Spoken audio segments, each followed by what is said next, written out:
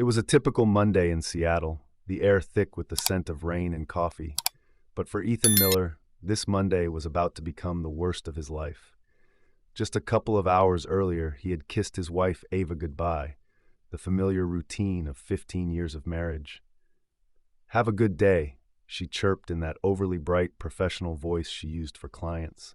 It grated on him, especially knowing the cool indifference that lurked beneath. Ethan grabbed his briefcase, the weight of unfinished reports pressing on his mind. He reached his downtown office by 7:45, like clockwork. Coffee first, always. A quick trip to the men's room before facing the mountain of paperwork on his desk. And that's when it hit. A searing pain, like a hot blade, sliced through him as he stood at the urinal. He cried out, unable to help himself. Mark Thompson, his supervisor and friend, was in the next stall. "Ethan, what's wrong?" he asked, concern etched on his face.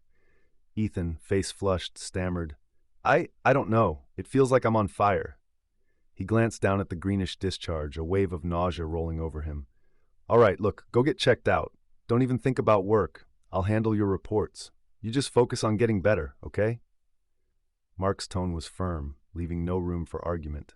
Ethan nodded mutely, splashing water on his face, his reflection a stranger in the mirror. He couldn't go to his regular doctor, not with this burning urgency. He thought of Ava, of their life together, a cold dread settling in his stomach. The urgent care clinic a few blocks away seemed like the only option. The waiting room was sterile and bright, amplifying the throbbing in his head. He handed over the sample, each minute an agonizing eternity. When the nurse finally called his name, her expression was a mixture of pity and barely concealed disgust. "Mr. Miller?" she said, her tone clipped. "The doctor will see you shortly." She directed him to an examination room, her demeanor doing nothing to ease his growing anxiety. He sat stiffly on the edge of the table, the crinkling paper a jarring counterpoint to the silence. A gruff but kind-faced doctor entered, his name Dr. Jones. The name tag announced. "Mr. Miller, your test results indicate a rather severe case of gonorrhea." Ethan blinked, the blood draining from his face. "Gonorrhea? How is that possible?" The words came out a strangled whisper. Dr. Jones' face softened slightly. "It's a sexually transmitted disease, Mr. Miller. I'll prescribe you antibiotics, but it's imperative that you abstain from any sexual activity for at least a week after completing the treatment." The room seemed to spin. But I've only been with one person, my wife," Ethan stammered, his voice thick with disbelief. "Your wife should get tested as well, as soon as possible. Dr. Jones stated, his voice firm. The sooner the better, to avoid complications." Ethan left the clinic, his head reeling. His entire world, the life he held sacred, was crumbling around him. And he knew, with chilling certainty, that this was just the beginning. Ethan called his boss, Mark, his voice hollow, the news a lead weight on his tongue. Mark, ever understanding, promised discretion and urged him to take all the time he needed. But the next call to his parents was harder. Richard and Catherine, devout Christians, had instilled in him the importance of faith and family. They lived a quiet life near Olympia, their home a haven of warmth and tradition. Ethan had always been the dutiful son, the one who followed the rules. He had waited until marriage to sleep with Ava, a promise he had kept with a mix of naive idealism and genuine love. He drove to their house, the familiar scenery doing little to ease the turmoil within him. Richard met him at the door, a bear hug and a clap on the back. "Come in, son. Your mother just made a fresh pot of coffee." Catherine sat at the kitchen table, her face etched with concern as Ethan recounted the morning's events. Silence hung heavy in the air, broken only by the ticking clock on the wall. "Adultery is a valid reason for divorce," Richard said finally, his voice heavy. "I know it's not an easy decision, but you have to think of yourself, of the girls." "The girls," Ethan echoed. The image of Chloe and Lily, their innocent faces, flashing through his mind. They were the only light in the growing darkness. "Don't worry, son," Catherine said, her voice soothing. "They can stay with us until things settle down." Richard pulled out his phone. "I know just the person you need to talk to. Samantha Carter. She's a family lawyer, goes to our church. She's sharp, compassionate, the best there is." By some stroke of luck, Samantha had a cancellation and could see Ethan that afternoon. He drove back to Seattle, the weight of betrayal heavier than ever. He had loved Ava exclusively for 15 years. How could she do this to him? The rage simmered, threatening to boil over, but a deeper, colder feeling began to take hold, the need for answers. He searched for his tax returns, his mind racing. 8 years ago, Ava had insisted on filing separately, claiming it would save them money. He had trusted her, never questioned her motives. Now, as he unearthed a folder of bank statements, a horrifying truth began to dawn. The statements were from a bank they didn't use, an account he knew nothing about. The numbers swam before his eyes, each deposit a knife twisting in his gut. Ava had amassed close to $1 million in a secret account, money she had hidden from him, money that spoke of a calculated betrayal. His phone buzzed, a text from Ava, "Late showing, don't wait up for dinner." He stared at the message, a wave of nausea washing over him. The casual dismissal, the complete lack of remorse, fueled the anger building inside him. "Don't worry," he muttered to himself, his voice cold. "You'll get what's coming to you." Samantha Carter's office was all glass and sleek lines, a testament to her success. Ethan felt a surge of hope as she welcomed him, her handshake firm, her gaze direct. "My father told me you're the best," Ethan said, his voice raspy. Samantha smiled kindly. "Dan always was one for exaggeration. But tell me, Ethan, what brings you here?" He laid out the events of the day, his voice catching as he spoke of the clinic, the betrayal, the secret bank account. Samantha listened intently, her face a mask of professional concern. "I want a divorce," Ethan stated, his voice firming with resolve. "And I want custody of my daughters." "I understand," Samantha said, her voice calm and measured.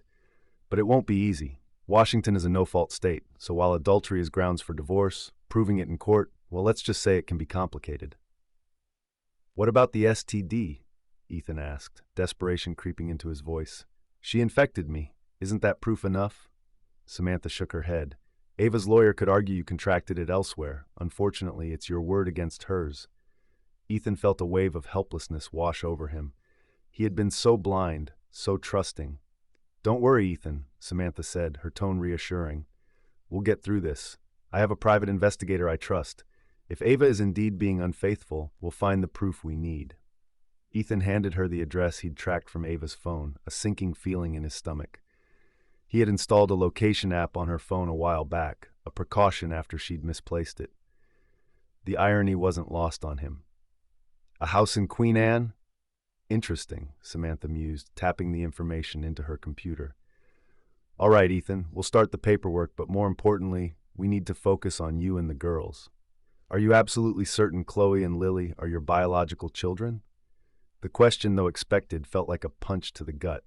He looked at Samantha, his face pale. I believe so. But Ava, I just need to be sure." "Of course," Samantha said gently. "It's a natural concern in these situations. I'll give you the information for a DNA lab. They're usually very quick with results." Ethan left Samantha's office, a glimmer of hope, battling the overwhelming sense of betrayal. He picked up a DNA kit on his way home, the weight of it heavy in his hand. He had to protect his daughters, the only good thing left in his life. But as he drove towards Queen Anne, towards the house where Ava was, a cold rage began to take hold. He deserved answers, and he would get them, no matter the cost. The familiar brick house came into view, the curtains drawn tight against the afternoon sun. Ethan parked across the street, his heart pounding against his ribs. He watched as a sleek black car pulled into the driveway, a man behind the wheel. Ethan's hand instinctively clenched around the steering wheel, his knuckles white with barely suppressed fury. This was it, the confirmation of his worst fears. He couldn't confront Ava, not now, not with this blinding rage threatening to consume him. He had to be smart, had to protect his daughters. He took a deep breath, forcing himself to calm down. Samantha would get him the evidence he needed, the leverage to ensure Ava didn't walk away from this unscathed. He drove back to his own home, the emptiness of it deafening. Chloe and Lily would be home soon, their usual chatter a balm to his soul. He loved being a father, cherished the moments he had with his daughters, for moments that now felt tainted by Ava's deception. As if on cue, the front door swung open, the sound of laughter filling the air. "Daddy, you're home!" Chloe exclaimed, her face lighting up at the sight of him. "Why are you home so early?" Lily asked, her eyes wide with curiosity. He looked at his daughters, their innocence a stark contrast to the turmoil within him. How could he shield them from the ugliness of it all? There's something I need to tell you, he began, his voice catching in his throat. He explained, choosing his words carefully, softening the harsher truths, focusing on the fact that he and their mother wouldn't be living together anymore. "Did you catch Mommy cheating?" Chloe asked, her voice barely above a whisper. Ethan looked at his eldest daughter, surprise registering on his face. "Mommy's been acting weird lately," Lily piped up, her brow furrowed, "like she doesn't want to be around us anymore." He pulled his daughters into a tight embrace, his heart aching for them. They were too young to understand the complexities of adult relationships, the pain of betrayal. "Look, no matter what, I love you both very much," he said, his voice thick with emotion. "And I will always be here for you, always." He told them about the DNA test, explaining it as a formality, a way to ensure everything was in order. Chloe and Lily, though confused, agreed without protest, their trust in him absolute. As he swabbed their cheeks, carefully sealing the samples in the kit, he vowed to fight for them, to create a stable and loving home, a home free from Ava's lies and deceit. He would not let her take away their happiness, their sense of security. He would rebuild their world, brick by brick, even if it meant dismantling his own. "So, you're getting a divorce?" Chloe asked, her voice barely a whisper. The reality of the situation was sinking in, casting a shadow over her young face. Ethan's heart ached for his daughters, their innocence a stark contrast to the turmoil engulfing their family. He chose his words carefully, trying to shield them from the harsher truths. "Yes, sweetheart," he said, pulling both girls into a tight embrace. "But that doesn't change how much I love you. Mommy and I, well, sometimes grown-ups realize they're not meant to be together anymore. But you two, you'll always be my little girls."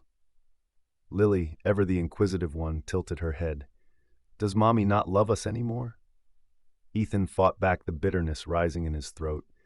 He wouldn't speak ill of Ava, not to their daughters. "Of course she loves you," he said, forcing a smile.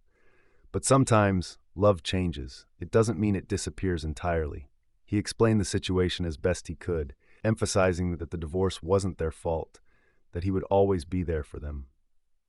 The girls, though visibly shaken, seemed to accept his explanation. They were, after all, Ethan's daughters, strong, resilient. They'd inherited their mother's spirit, though Ethan prayed they'd been spared her capacity for deceit. "Where will Mommy live?" Chloe asked, her brow furrowed. "She'll have her own place," Ethan replied, choosing not to mention the Queen Anne house, the image of the black car a fresh stab of pain. "And you'll be able to see her whenever you want.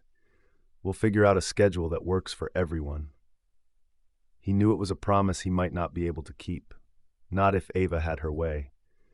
But he clung to the hope that some semblance of normalcy could be salvaged from the wreckage of their marriage. "Grandma Catherine called," Chloe said, breaking the heavy silence that had settled over them. "She said we can stay with them for a while if we want." Ethan smiled, relief washing over him. His parents, his rock, were always there for them. "That's a great idea," he said, ruffling Chloe's hair. "Grandma Catherine makes the best chocolate chip cookies, doesn't she?" Lily giggled, the sound a welcome respite from the tension. "And Grandpa Richard lets us play with the garden hose."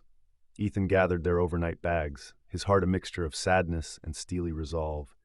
He would face Ava, expose her lies, and fight for his daughters. He had to be strong, for them, for himself. The road ahead would be long and arduous, but he would walk it, one step at a time, his daughters' love his guiding light. Ethan pulled into his parents' driveway, the familiar farmhouse a beacon of warmth and stability in the gathering darkness. He helped the girls unload their bags, their chatter a welcome counterpoint to the turmoil churning within him. Catherine met them at the door, her face etched with concern. "Ethan, sweetheart, are you all right?" she asked, pulling him into a tight embrace. "I'm managing, Mom," he replied, forcing a smile. He didn't want to burden his parents with the full extent of his pain, not tonight. Richard emerged from the living room, a newspaper tucked under his arm. "There's my grandkids," he boomed, scooping Lily into a hug. "How are my two favorite girls?" Chloe and Lily, their faces lighting up at the sight of their grandparents, launched into an animated recounting of their day, their earlier worries momentarily forgotten. Ethan watched them, his heart heavy. They were so resilient, so full of life. He couldn't let Ava's betrayal poison their childhoods. He would be strong for them, even if it meant pretending he was okay. "Go wash up, girls," Catherine said, herding them towards the bathroom. "Dinner will be ready soon. Your father made your favorite, spaghetti and meatballs." Once the girls were occupied, Catherine turned to Ethan, her gaze full of concern. "So what happened? Did you talk to Ava?" Ethan recounted the events of the day, the visit to Samantha's office, the chilling discovery of Ava's secret account, the gut-wrenching confirmation of her infidelity. He left out the details of the STD, unwilling to subject his mother to further distress. Catherine listened intently, her expression a mixture of anger and heartbreak. That wretched woman," she spat, her voice trembling with fury. "To think all these years she's been living a lie, and to put our son through this." Richard, his face grim, placed a reassuring hand on Ethan's shoulder. "Don't you worry, son," he said, his voice firm. "We're here for you, for the girls. Whatever you need, whatever it takes, we'll get through this together." Ethan, his throat tight with emotion, nodded, grateful for his parents' unwavering support. He was surrounded by love, by people who truly cared. He would draw strength from them, would fight for his daughter's happiness, and ultimately would find his own way back from the wreckage of his marriage. The days that followed were a blur of legal consultations, paperwork, and emotional upheaval. Ethan threw himself into work, the distraction a welcome reprieve from the turmoil at home. Mark, ever understanding, offered words of support and kept the pressure off, allowing Ethan to work flexible hours. The girls stayed with his parents, their laughter echoing through the farmhouse, a balm to his soul. He visited them every chance he got, cherishing the moments of normalcy, the unconditional love that surrounded them. The girls stayed with his parents, their laughter echoing through the farmhouse, a balm to his soul. He visited them every chance he got, cherishing the moments of normalcy, the unconditional love that surrounded them. Samantha, his lawyer, was a force to be reckoned with. She had contacted the private investigator who had begun his surveillance of Ava. Ethan forced himself not to think about it, not to imagine the scenes that were unfolding while he sat at his desk. The weight of unfinished reports a distant second to the weight crushing his heart. He received the DNA results a week later. His hands trembled as he opened the envelope, his heart pounding in his chest. The words, clear and concise, jumped out at him. 99.99% probability of paternity. Chloe and Lily were his flesh and blood. A wave of relief, so profound it stole his breath, washed over him. He called Catherine immediately, the news tumbling out in a rush of words. She cried, tears of relief and joy, and he could hear Richard's booming laughter in the background. For a moment, the weight on his chest lifted, a glimmer of hope breaking through the darkness. That evening, he drove to Olympia, eager to hold his daughters, to share this small victory in the midst of the storm. He found them curled up with Catherine on the living room couch, a fire crackling in the hearth.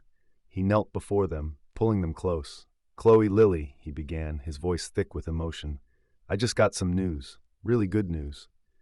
He told them about the DNA results, emphasizing that there was never any doubt in his mind. The girls, their faces a mixture of confusion and relief, seemed to grasp the significance of his words.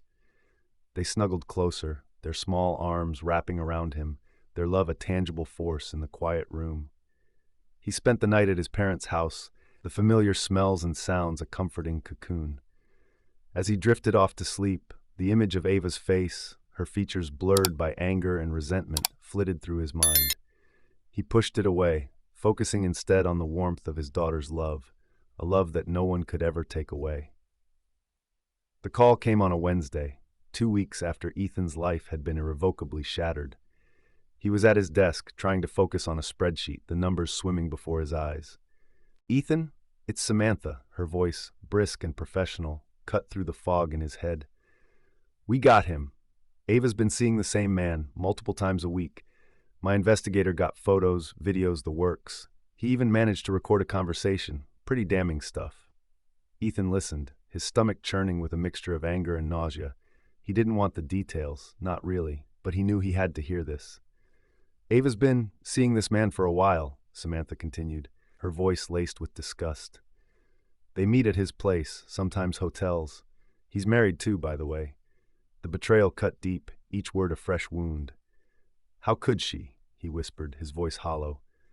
She even had the audacity to talk about you, about the girls, Samantha said, her tone laced with anger, bragging about how she's got you fooled, how she'll walk away with half your assets, how she's planning to leave once the girls go to college. Ethan's blood ran cold. It wasn't just the infidelity, the betrayal of their vows. It was the calculated cruelty, the cold, heartless way she was planning to discard him, to upend their daughters' lives. Don't worry, Ethan. Samantha's voice softened. I've got everything we need. This divorce will be cut and dry. You'll get the house, primary custody of the girls. Ava won't know what hit her. Ethan hung up the phone, his head spinning. He felt a strange sense of detachment, as if he were watching his life unfold from a distance. He had wanted proof, and now he had it, more than he could have imagined. But instead of satisfaction, he felt a bone-deep weariness, a profound sense of loss. He glanced at his computer screen, the spreadsheet a meaningless jumble of numbers. He couldn't work, not now, not with this knowledge burning a hole in his soul. He grabbed his jacket, telling his stunned coworker he wasn't feeling well. He needed to breathe, to escape the confines of his office, to feel the rain on his face, the cold wind a reminder that life, however painful, went on. Ethan walked for what felt like hours, the bustling streets of Seattle a blur around him. He found himself at Pike Place Market, the familiar sights and smells a sensory overload. Tourists jostled him, their cheerful chatter a stark contrast to the storm raging within him. He bought a cup of coffee from a street vendor, the bitter liquid doing little to soothe his raw nerves. He found a bench overlooking the Puget Sound, the gray expanse of water mirroring the turmoil in his soul. How could he have been so blind?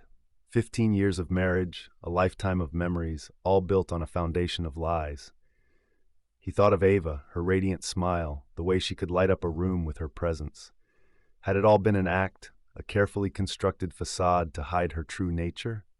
The anger, the initial shock, had given way to a dull ache, a profound sense of loss. He had loved her, truly loved her, had built his life around her. And now, he was left with nothing but the shattered remnants of his dreams, the bitter aftertaste of betrayal. He thought of his daughters, their innocent faces, their unwavering love for both their parents. How could he protect them from the fallout, from the painful truth about their mother? His phone buzzed in his pocket. Samantha. He wasn't ready to talk. Not yet. He silenced the phone and stared out at the water, the gray sky merging with the gray sea, a bleak reflection of his shattered world. He had to tell Chloe and Lily. The thought filled him with dread, but he knew he couldn't hide from it. They deserved the truth, no matter how painful. He would shield them as best he could, would be their rock, their constant in a world turned upside down. He would fight for them, for their happiness, for their future. He would pick up the pieces of his own life, would learn to love again, would find a way to forgive, if not Ava, then himself, for the mistake of believing in a love that had never truly existed. He owed it to his daughters, to himself, to find a way back from the darkness, to embrace the faint glimmer of hope that flickered on the horizon. The drive to Olympia felt longer than usual, the weight of the impending conversation, a leaden cloak on Ethan's shoulders. He had spent the previous night agonizing over what to say, how to explain the complexities of adult relationships to his young daughters without shattering their innocence. He pulled up to his parents' farmhouse, the familiar sight a source of comfort amidst the turmoil. He found Chloe and Lily in the backyard, chasing butterflies under the watchful gaze of their grandmother. Their laughter, carefree and pure, was a painful reminder of the burden he carried, a burden he knew he could no longer shield them from. He took a deep breath, composing himself. He would tell them the truth, gently, honestly, and with the unwavering love that defined their relationship. He knelt before them, their bright eyes searching his face. "Chloe, Lily," he began, his voice catching slightly, "there's something I need to tell you about Mommy."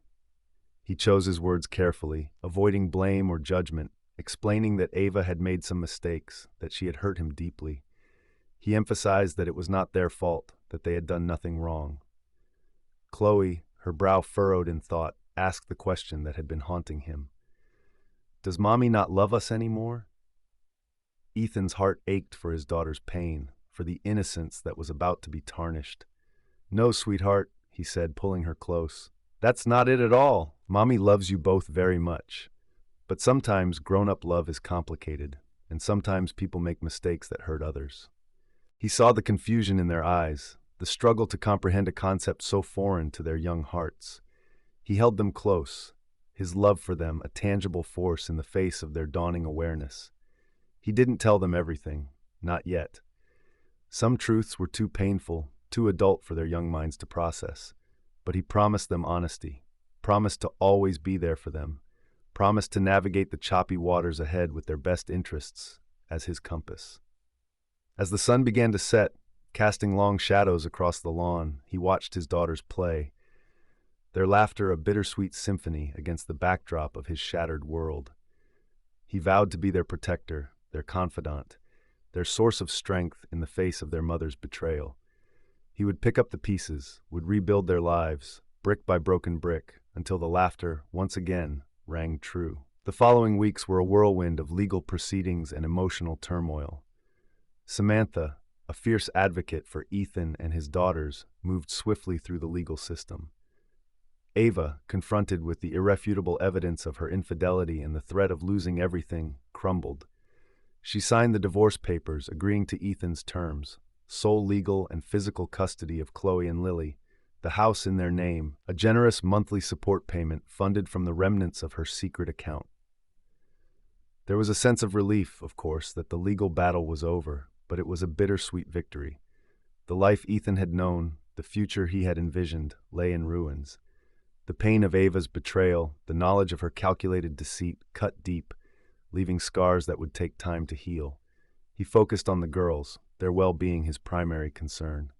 They had taken the news of the divorce hard, their young minds struggling to comprehend the sudden upheaval in their lives. Chloe, always the more introspective of the two, withdrew into herself, her usual sunny disposition clouded by a sadness that broke Ethan's heart. Lily, ever the extrovert, masked her pain with a veneer of bravado, but Ethan caught the flicker of uncertainty in her eyes, the silent questions that lingered in the air between them. He made it a point to spend as much time with them as possible, showering them with love and reassurance. He took them on weekend trips to the San Juan Islands, the ferry ride a welcome escape from the city, the fresh sea air a balm to their wounded spirits. He took them hiking in the Olympic Mountains, their laughter echoing through the ancient forests, a reminder of the simple joys life still held. He enrolled them in a children's theater program, watching with pride as they blossomed on stage, their imaginations taking flight. He encouraged their creativity, their passions, anything to help them heal, to remind them that life, despite its hardships, was still full of beauty and wonder. He hadn't spoken to Ava since the day she received the divorce papers. Samantha handled all communication, a necessary buffer between them. He knew, deep down, that he would have to face her again for the sake of the girls, but the thought filled him with a wariness that ran bone deep. For now, he would focus on his daughters, on rebuilding their world, on finding a path back to wholeness, one tentative step at a time. Months passed, each day a slow, steady climb out of the abyss. The divorce was finalized, a clean break, Samantha had assured him. Ethan focused on creating a stable, loving home for his daughters, a haven from the storm that had upended their lives. He settled into a routine, navigating the challenges of single parenthood with a mix of determination and quiet desperation. He woke up early, made breakfast, packed lunches, and dropped the girls off at school before heading to his own job. The house, once filled with Ava's vibrant presence, felt eerily quiet in her absence. He missed the mundane rituals of their shared life, the comforting predictability of their days. But as he watched Chloe and Lily adapt to their new reality, their laughter filling the empty spaces, he knew he had made the right decision. His parents were a constant source of support, their love and wisdom a lifeline in the choppy waters of post-divorce life. Catherine often drove down from Olympia to help with the girls, her presence a calming influence on their often turbulent emotions. Richard, ever the pragmatist, taught Ethan the finer points of home maintenance, from unclogging sinks to mowing the lawn. Ethan, who had always relied on Ava's domestic skills, surprised himself with his newfound competence. Chloe, after an initial period of withdrawal, gradually emerged from her shell. She excelled in school, her love for books a source of solace and escape. She joined the school choir, her voice, clear and true, a testament to the resilience of the human spirit. Lily, her initial bravado giving way to moments of vulnerability, found comfort in her friends and extracurricular activities. She joined the soccer team, her boundless energy finding an outlet on the field. Ethan cherished the moments of normalcy, the family dinners, the bedtime stories, the quiet laughter that filled their home. He saw the strength in his daughters, their capacity for love and forgiveness, and he knew that they, more than anything, would be his salvation. One evening, as he watched Chloe and Lily play a board game, their faces illuminated by the soft glow of the living room lamp, he felt a flicker of hope ignite within him. Life, though forever changed, was not over. He was not alone. And somewhere, beyond the pain and the wreckage, a new chapter awaited, a chapter filled with the promise of healing, redemption, and perhaps, someday, even love. A year passed, a slow, steady climb towards healing. The rawness of the betrayal had dulled, replaced by a quiet sadness, a sense of loss that lingered like a shadow. Ethan, though still haunted by the past, focused on the present, on being the best father he could be. He had found a rhythm to their new life, a comfortable routine that provided a sense of normalcy. He cherished the simple rituals: pancake breakfasts on Saturday mornings, movie nights curled up on the living room couch, family hikes through the lush trails of Discovery Park. Chloe and Lily, their initial sadness gradually fading, seemed to thrive in their new environment. They were happy, well-adjusted, their laughter a constant reminder that life, despite its hardships, went on. Ethan hadn't dated, hadn't even considered the possibility of romantic entanglement. The wounds ran deep, his trust shattered. The thought of vulnerability, of opening himself up to the potential for further pain, filled him with a weariness that he couldn't shake. His parents, ever vigilant, encouraged him to socialize, to dip his toes back into the dating pool. "You're a good man, Ethan," his mother would say, her gaze full of compassion. "Don't let Ava's mistakes rob you of the chance for happiness." He knew they were right, but the thought of dating, of navigating the complexities of adult relationships, felt daunting. He had loved Ava completely, had believed in their love, only to have his heart broken in the most devastating way. One Sunday after church, his mother, her eyes twinkling mischievously, nudged him towards a woman standing alone by the refreshment table. "Go on, Ethan," she whispered, a sly smile playing on her lips. "Amelia's a lovely woman. She's a teacher, recently divorced, has 2 kids of her own. Go introduce yourself." Ethan hesitated, his instincts screaming at him to retreat. But something in Amelia's demeanor, a quiet grace, a hint of sadness in her eyes, drew him in. He took a deep breath and walked towards her, the weight of the past momentarily forgotten as he extended his hand in greeting. "Hi, Amelia," Ethan said, offering a tentative smile. "I'm Ethan. My mother, well, she suggested I introduce myself." Amelia turned, her face brightening with a warm smile. "Catherine? That sounds like her. She's a force of nature, that woman." Her voice was gentle, her eyes kind. Ethan felt a flicker of something akin to hope, a warmth that spread through his chest, chasing away the chill that had settled around his heart. They chatted for a while about the sermon, the weather, the challenges of single parenthood. Ethan learned that Amelia was a 4th-grade teacher, her passion for her students evident in the way her face lit up as she spoke of them. She had 2 children, a boy and a girl, close in age to Chloe and Lily. "It's tough, juggling everything on your own," Ethan admitted, a hint of the wariness he felt creeping into his voice. "Tell me about it," Amelia said, her smile tinged with understanding. "But you know what? We manage. We're stronger than we think, we single parents. We have to be." There was a shared sense of experience in her words, a recognition of the challenges they both faced. It was comforting, this unexpected connection, a reminder that he wasn't alone in navigating the choppy waters of post-divorce life. As they were leaving the church, Ethan, emboldened by the easy camaraderie they had established, took a chance. "Listen," he began, his voice hesitant. "I know this is probably too forward, but would you maybe want to grab coffee sometime? My treat, of course." Amelia's smile widened, and Ethan felt his heart skip a beat. "Coffee sounds lovely," she replied.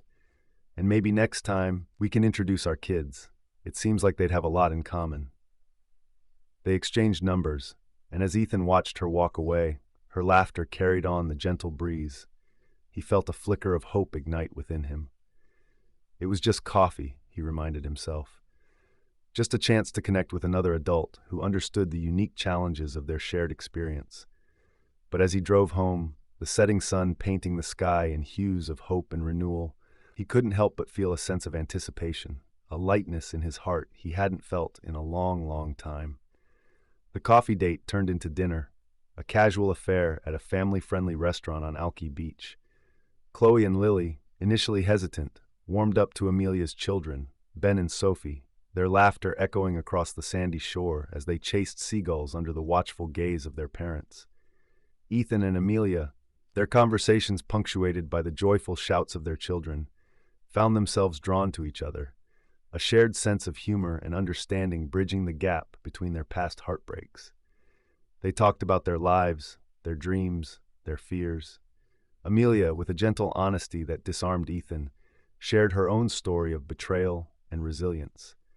Her ex-husband, a successful businessman, had left her for a younger woman, leaving Amelia to pick up the pieces of their shattered family. "I never thought I'd be starting over at 40, she confessed, her voice tinged with a sadness that resonated with Ethan. "Me neither," he replied, his gaze meeting hers across the table. "But you know what? Sometimes starting over is the best thing that can happen to you." As the weeks turned into months, Ethan found himself looking forward to their outings, to the easy companionship, the shared laughter, the way Amelia's presence chased away the shadows that lingered at the edges of his heart. He enjoyed spending time with Ben and Sophie, their youthful energy a welcome contrast to the quiet seriousness of his own daughters. Chloe and Lily, too, seemed to blossom in their presence, their laughter more frequent, their smiles brighter. One cool spring evening, as they strolled along the waterfront after dinner, the city lights twinkling across the water, Ethan felt a familiar warmth spread through his chest, a warmth that had nothing to do with the latte in his hand. He stopped walking, his gaze drawn to Amelia's face, her profile illuminated by the soft glow of a street lamp. He reached for her hand, his fingers intertwining with hers, and for the first time since Ava's betrayal, he allowed himself to imagine a future where love, once lost, could bloom again, stronger and more resilient than before. 5 years later, laughter filled the air as Ethan adjusted the microphone stand, a mischievous glint in his eye. Chloe, now a tall, poised young woman, rolled her eyes at her father's antics. "Dad, seriously? You're going to tell that embarrassing story again?" "Hey, it's tradition," Ethan said with a wink, his gaze sweeping over the assembled guests. "Besides, it's a good story." It was Lily's high school graduation party, a joyous celebration held in the backyard of their home, a home that had witnessed both heartbreak and healing in equal measure. Chloe, now a sophomore at the University of Washington, had come home for the occasion, her laughter a welcome sound. Amelia, radiant in a summer dress, squeezed Ethan's hand, her warmth a constant comfort. Their blended family had found their rhythm, the children navigating the complexities of their new reality with grace and humor. Ben and Sophie, now teenagers themselves, were helping Lily set up the music, their easy camaraderie a testament to the bonds they had forged over the years. Richard and Catherine, their faces etched with pride, beamed at their grandchildren, their love a tangible presence in the festive atmosphere. As Lily took her place at the microphone, her eyes shining with gratitude and excitement for the future, Ethan couldn't help but reflect on the journey that had led them to this moment. He had survived betrayal, had navigated the choppy waters of divorce and single parenthood, had dared to love again, his heart once broken, now overflowing with a love more profound, more resilient than he had ever thought possible. He watched as Lily launched into a heartfelt speech, thanking her family and friends for their unwavering support. Her gaze met his, her eyes filled with a love that mirrored his own. "And to my dad," she said, her voice catching slightly, "thank you for being my rock, my constant, my biggest cheerleader. I love you more than words can say." Ethan felt a lump form in his throat, his eyes stinging with unshed tears. He had faced his demons, had rebuilt his life, brick by broken brick, and in the process had discovered a strength he never knew he possessed. Life had thrown him a curveball, had tested him in ways he could never have imagined. But through it all, he had learned that love, true love, conquers all, heals all wounds, and ultimately lights the way forward, even in the darkest of times. This is the end of the story. I hope you enjoyed it. Please let me know what you think.